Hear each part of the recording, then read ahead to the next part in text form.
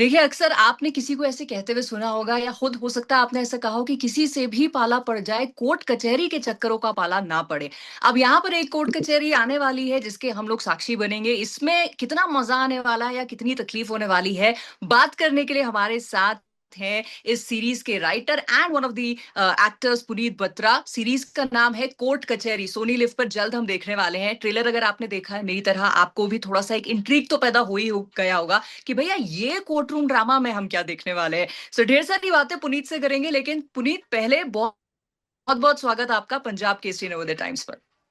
Thank you Nidhi, thank you so much. As an audience अगर मैं आपसे ये पहला सवाल पूछूं, मैं एक्सपेक्ट क्या करूं? कहानी लिखते वक्त ना हमारे दिमाग में एक रहता है कि थोड़ा कहानी जैसे हमें हमेशा ऐसा लगता है कि कहानी रिलेटेबल नहीं होती, इमोशन ज्यादा रिलेटेबल होता है। तो इसमें एक फादर सन इमोशन को बहुत ज्यादा एक्सप्लोर किया हमने। सेटअप है, बैकड्रॉप है कोर्ट कचहरी का। परम का कैरेक्टर आप देखेंगे कि लॉयर्स के वर्ल्ड का ये सबसे एक सेकंड जनरेशन लॉयर जितने भी हैं उन सबके लाइफ का ये एक बहुत कि पापा लॉयर हैं, वो चाहते थे कि आप भी बेटा भी लॉयर बने। मतलब हाँ। अब क्या कहते हैं कि एक लॉयर जो है अपनी एक प्रैक्टिस को जमाने में बहुत मेहनत करता है। अगर आप एक फर्स्ट जनरेशन लॉयर को देखेंगे तो वो बहुत स्ट्रगल करता है और कितनी मेहनत करके वो एक कुछ अपना एक एम्पायर, कुछ एक छोटा सा या एक बिजनेस एक खड़ा करता है। तो एक उम्मीद होती है कि मेरा बेटा संभाले, और बेटे को लगता है कि ये मैं नहीं करूंगा। एक तो ये एंगल है, और दूसरा हमारे शो में आप देखेंगे कि हमारी सोसाइटी में थोड़ा सा टू बी ऑनेस्ट लॉयर्स को थोड़ा डिफरेंट नजर से देखा जाता है। फॉर एग्जाम्पल आप देखेंगे कि लॉयर्स को आप जनरली इजीली घर भी रेंट पे नहीं देंगे, या एक बैंक है तो क्रेडिट कार्ड भी नहीं देता। तो वो एक पर्सपेक्टिव जो एक सोसाइटी का लॉयर्स की तरफ है ना, थोड़ा कोर कि थोड़ा जैसे आपने अभी बोला ना, कोर्ट कचहरी से दूर रहना चाहिए, लॉयर्स के चक्कर से दूर रहना चाहिए, ये एक हाँ। परसेप्शन है हमारी सोसाइटी का।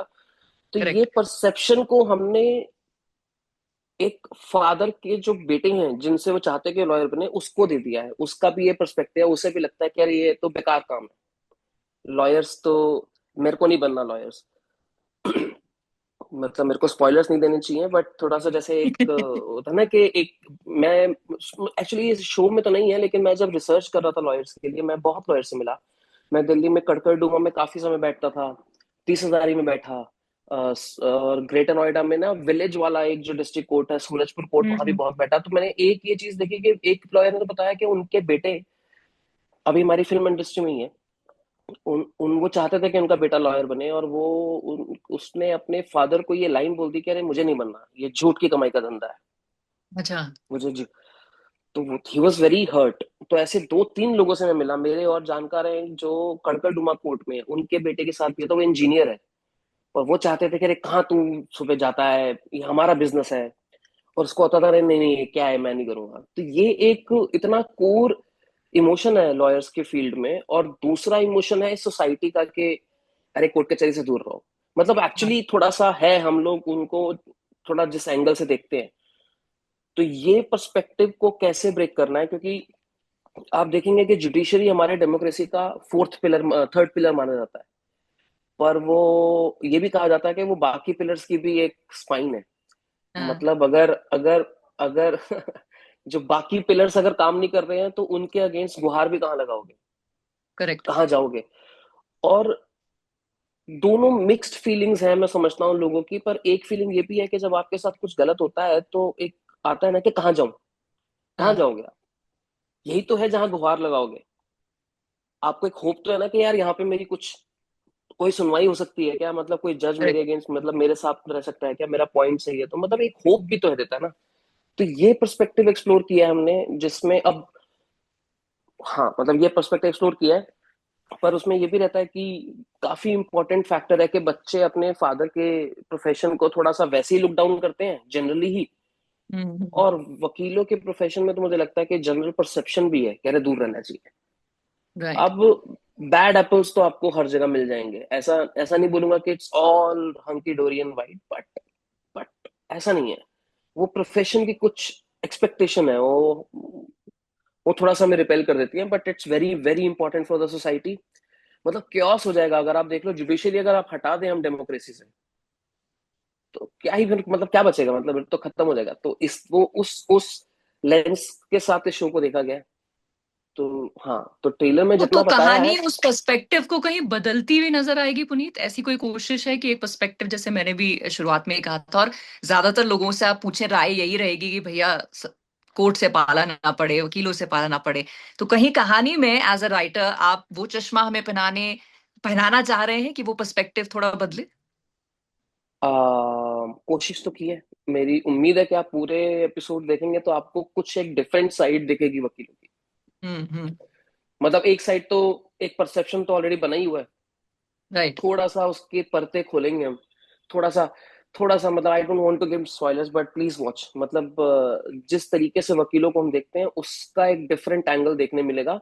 प्लस इसके अंदर एक रिलेटेबल स्टोरी लाइन भी चल रही है कि हम्म। फादर सन रिलेशनशिप भी चल रहा है, जो मुझे लगता है अक्रॉस प्रोफेशन है। करेक्ट। उसके अलावा भी और कुछ है, मतलब थोड़ा सा आपको और भी कहानी है। मतलब मुझे लगता है कि there is much more in the show हाँ, ये अभी देन इन द ये ट्रेलर। अभी आपने वो राइटर वाला टीजर दिया कि भाई इतना ही नहीं है। और देयर इज मच मोर। बाकी देखने के लिए, बाकी जानने के लिए हाँ सारे एपिसोड्स देखना जरूरी है। हाँ। मतलब एक छोटा लेकिन सा अगर मैं टीज कर दूं तो मैं टीज करने के लिए ये बोलूंगा कि एक फर्स्ट जनरेशन लॉयर की भी जर्नी है, कि उसकी जर्नी क्या होती है। राइट। बट उन पुनीत, उनकी एज अ उनकी राइटर इतनी कहानियां हैं कहने को, आई एम श्योर बहुत सारे आइडियाज दिमाग में आते होंगे कि ऐसा भी कहा जा सकता है, ये भी बताया जा सकता है। अभी के लिए कोर्ट कचहरी की ये कहानी लिखना कहाँ से आइडिया आया? इसके पीछे कोई इंस्पिरेशन है या क्या कहानी है? मेरे कुछ जानकार हैं वकील, जो जिनसे बात होती थी, तो मुझे हमेशा ऐसा लगता था कि जो जो आप देखेंगे ना कोर्ट रूम ड्रामा में, आप कोर्ट रूम ड्रामा देखते हैं, कोर्ट में जज के सामने आप जिरह करते हुए ज्यादा देखते हैं, या आप देखते हैं कि वकीलों को इन्वेस्टिगेट करते हुए देख लेते हैं। राइट। बट अगर आप कभी कोर्ट जाएंगे ना, वो कोर्ट अपने आप में एक ऑर्गेनिज्म है। वो कोर्ट में इतनी चीजें हैं कि वहां पे पेशकार से लेके स्टेनोग्राफर से लेके वहां का जो चेम्बर सिस्टम है, जहाँ चेम्बर में लोग बैठते हैं, आप कभी कॉरिडोर्स में उनके घूमे, और वो उन वकीलों का आपस में जिस लेवल का यूनिटी है, आपको आइडिया भी नहीं है कि मतलब वकील और वो कम्युनिटी इतनी ज्यादा यूनिटी में भी इसलिए रहती है कि मुझे लगता है कि अगर हम अलग अलग हो गए तो सोसाइटी तो हमें वैसे ही ऐसे देखती है, ज्यादा मिलेगा तो वो there very tight and very united. वो मुझे दिखता था कि डिफरेंट एंगल है वकीलों का, जो मेरे को तो कभी दिखा नहीं। और दूसरा जो अरुणाभ है, जो जिनका शुरू से थॉट भी था कि उनको भी बहुत फैंटस मतलब एक्साइट करता था ये वर्ल्ड के लॉयर्स का, कि इस पे कुछ कहना है, तो मुझे समझ में आया। बट देन मेरे को ये समझ में आया कि ना तो मैं लॉयर हूँ, तो कैसे पता चलेगा। तो मैं तो बहुत समय फिर दिल्ली में कम से कम 1 महीना मैं कचहरी में बैठा रहा, बहुत वकीलों के अच्छा। साथ बैठा। और वो इतने मजेदार लोग होते हैं, आप कभी किसी वकील के साथ, और डिस्ट्रिक्ट कोर्ट के वकील तो खासकर, नॉट दैट हाई फाई ऐसे, मतलब ऐसा नहीं, मतलब high court supreme court lawyers नहीं, जो डिस्ट्रिक्ट कोर्ट के लॉयर्स हैं उनके साथ आप बैठोगे ना, हाँ। वो इतनी इतनी, मतलब मैं क्या शब्द यूज करूं कि नहीं, बकर मारते हैं, ऐसी ऐसी ऐसी बातें करते हैं आपको इतना, मतलब they very very entertaining, they very entertaining. मुझे एक किस्सा बताया कि मतलब दे वेरी बहुत मजा आता है उनके साथ बातें करने में, दे आर वेरी वेरी। कितने डायलॉग तो मैंने उनके चुरा ही लिए हैं। अच्छा। कितनी बातें तो उन्होंने मुझे बोली कि जो मेरे को लगता था कि अरे मैंने यूज ही कर ली है। तो वो राइट। काफी आई काफी थिंक जब। वो, क्योंकि छोटे कोट की कहानी है ना, तो वो देखना बड़ा दिलचस्प होगा, बिकॉज हाँ वो हमें और कहीं ना कहीं एक रिलेटेबल फैक्टर जो है उससे जोड़ेगा। बट पुनीत, क्योंकि कहानी भी आपने लिखी है और एक किरदार भी आप निभा रहे हैं, सो जब आप किसी कहानी को लिखते हैं और उसी शो का आप हिस्सा भी बनते हैं, सो आपका परसेप्शन कैसा होता है? बतौर राइटर आप ज्यादा हावी होते हैं कि बतौर एक्टर? ये आपने बड़ा मतलब ऐसा वाला सवाल पूछ लिया जिससे मैं जूझा हूँ। हाँ ये हुआ है। मैं सेट पे जब एक्टिंग कर रहे होते थे ना, तो आपका को एक्टर जो सामने है, जब वो लाइन डिलीवर करता है, तो आपको पहला तो दिमाग में आता है कि यार मैंने तो ऐसे नहीं, नहीं नहीं नहीं, नहीं गलत, ऐसे नहीं। अपने सिरदार सामने वाले पे हो रहा था कि ओ यार ये तो ऐसे नहीं। पर देखो मैं एक्टर रहा हूँ, मैं थिएटर काफी किया, तो थोड़ा समझता भी उन चीजों को, लेकिन वो है एक कॉन्शियस कॉल और एक कॉन्शियस एफर्ट लगता था तो मुझे टू बी के वो शूज और वो कैप चेंज करने में ना वहां पे सेट पे, तो वो थोड़ा एक कॉन्शियस एफर्ट शुरू में लगा। पर शुरू में मेरे को याद है कि there was a transition period where initially I used to focus on के सामने क्या हो रहा है, ये हम्म। कैसे बोली जा रही है बात, अरे मेरा अब राइटर लिखते वक्त तो ना वो भी दिमाग में होता है, जैसे हम बोलते हैं ना कि मुझे भूख लगी है, तो मेरे दिमाग में है कि यार इसमें भूख पे स्ट्रेस आएगा, मुझे भूख लगी है। पर एक्टर ने बोल दिया मुझे भूख लगी है। आपका यहाँ भी दिमाग खराब हो रहा है कि अरे ये मतलब बदल गया, ऐसा नहीं था, ये ऐसे नहीं बोलना था, स्ट्रेस किसी और शब्द पे देना था। तो वो थोड़ा सा आपको थोड़ा ट्रांजिशन करने में टाइम लगता है, बट आई थिंक रुचिर जो है डायरेक्टर, वो काफी पेशेंट था मेरे साथ में, वो और वो बहुत एडमेंट था कि मैं करूँ सूरज करूँ। हाँ तो फिर ठीक है, बट शुरू में ट्रांजिशन में लगे 1-2 दिन मेरे को इस चीज को लेने में कि भूल जाओ कि तुमने लिखा है, अभी हो गया। और हर एक्टर अपना फ्लेवर ऐड करता है और वो अपलिफ्ट ही करता है। मैं I can't be stick to the way I imagined it. तो it was correct. Then it was okay, but you are right, वो थोड़ा सा अरे ट्रिकी था। इट वाजंट कि ऐसा नहीं है, अरे आगे सेट पे अब तो हम एक्टर है, ऐसा नहीं होता। हाँ क्योंकि हाँ। आपने मैंने अराउंड 9-10 मंथ्स दिए हैं इसको रिसर्च और लिखने में, और आप काफी अटैच्ड हो। आपने एक एक डायलॉग सोचा हुआ है, एक एक उसमें कुछ कितनी लाइनें तो हैं आपने डायरेक्ट एक लॉयर के मुंह से सुनी है, और राइट। जिस फ्लो में लॉयर के मुंह से सुनी थी वो आपके दिमाग में और कहीं वो एच हो गया है। अब वो फ्लो तोड़ दिया गया है यहाँ पे। तो थोड़ा लगा, बट इट वाज फन, वो पर मजा आया मुझे बहुत।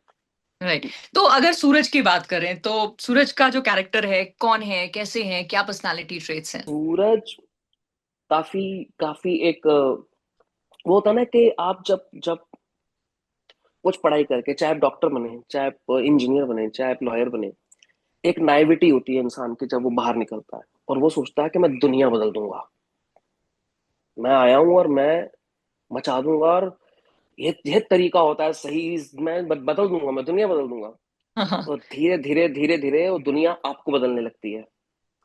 आपको समझ में आता है कि बॉस, किताबों में जो लिखा है और जो फैंटेसीज हम जीते थे कि हम तो अगले मतलब ईमानदारी का झंडा लेके और सब कुछ जो एक एक आइडलिज्म और वो रहता है।